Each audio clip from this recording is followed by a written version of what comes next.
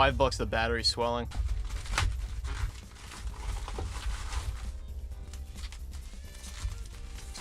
We got this note taped to it, and I really hope that's not holding the back onto the thing. J2 Core 16. Oh, cool. We got the 16 gig SKU.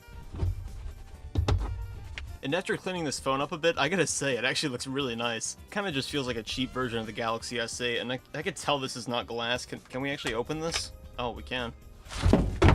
It's kinda weird to see the Samsung logo at the bottom of the phone instead of right at the top. Speaking of the bottom of the phone, I really hope this thing isn't using micro USB. Of course it is. Alright, and 2 hours later, we're on 100%, so let's turn the phone on.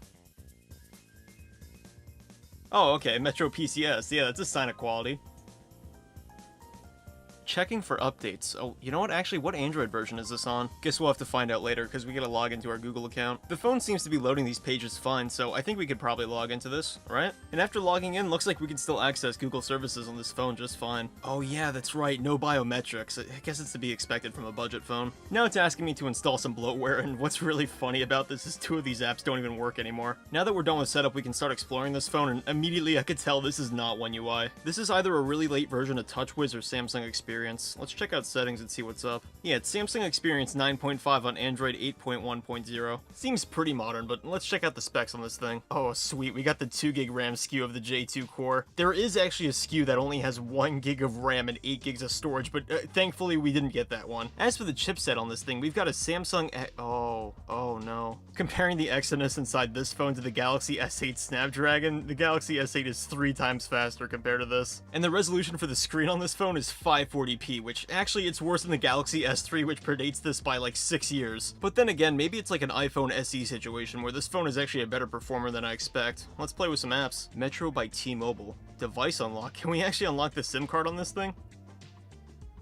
It works just like that? Okay, I guess we have an unlocked model now. That's pretty sweet. What about this old version of Samsung Internet? How long will it take to load the Galaxy Store? Like 8 seconds to load the entire web page. Honestly, not bad for a phone of this age. So far, I'm pretty impressed with this budget Samsung phone, but let's take a look at the camera, which I don't expect to be good. So, the main camera sensor on this thing is 8 megapixels and it can shoot video at 1080p 30 frames a second, which isn't really that impressive when you consider the S3 could do that, but this thing MSRP'd for around 140, so who cares? The camera app on this phone is actually pretty fun. You got all your standard controls right here on the right, but you do have some fun options on the left. Like the stickers option, where you can put these obnoxious decals over your photos and videos. My favorite is the one that just says help. How does the photo and video quality itself look though?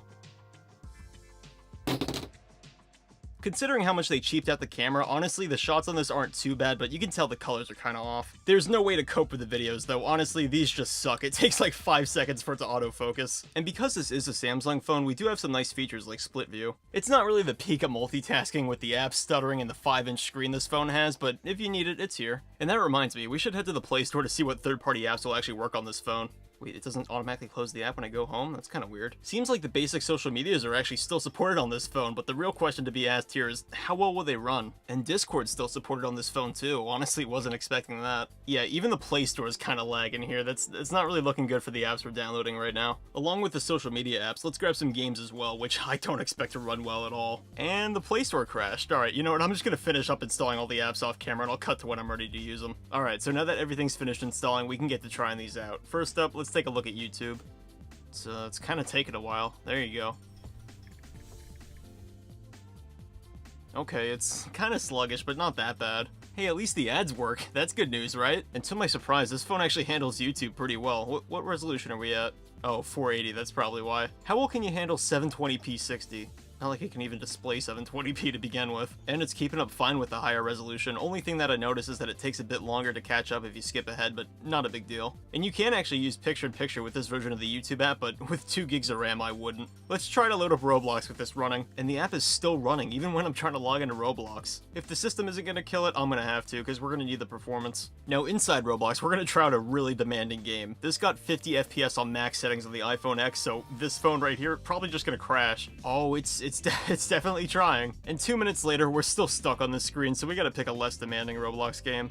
I'm guessing Roblox caused the entire phone to like short circuit? Okay, there we go, now we can use it again. Let's try out Arsenal instead. This is kind of unrelated, but I'm actually a big fan of how they did the volume buttons and lock button positioning on this phone. And Arsenal is also terrible on this phone. It's just barely playable at 15 frames a second. Okay, next up, let's check out Instagram. And with all the videos on the feed, honestly, Instagram is a pretty stuttery experience, but it is usable. Speaking of videos, how do the Reels perform? It's honestly a toss-up depending on the video you get here. Some of them run at like 2 frames a second, and other ones are unfortunately smooth. That was actually surprisingly decent, but what about Minecraft? Our ability to support this device has come to an end. You will no longer get updates as of March of 2025. Oh, okay, so we might be outdated on this Minecraft build. Version 121.132, and that's actually still the latest version. You know, actually that's not surprising considering the rate they update this game, and we don't even have the option to run vibrant visuals on this phone. Alright, let's just take it down to simple. An error has occurred going back to the previous screen. What?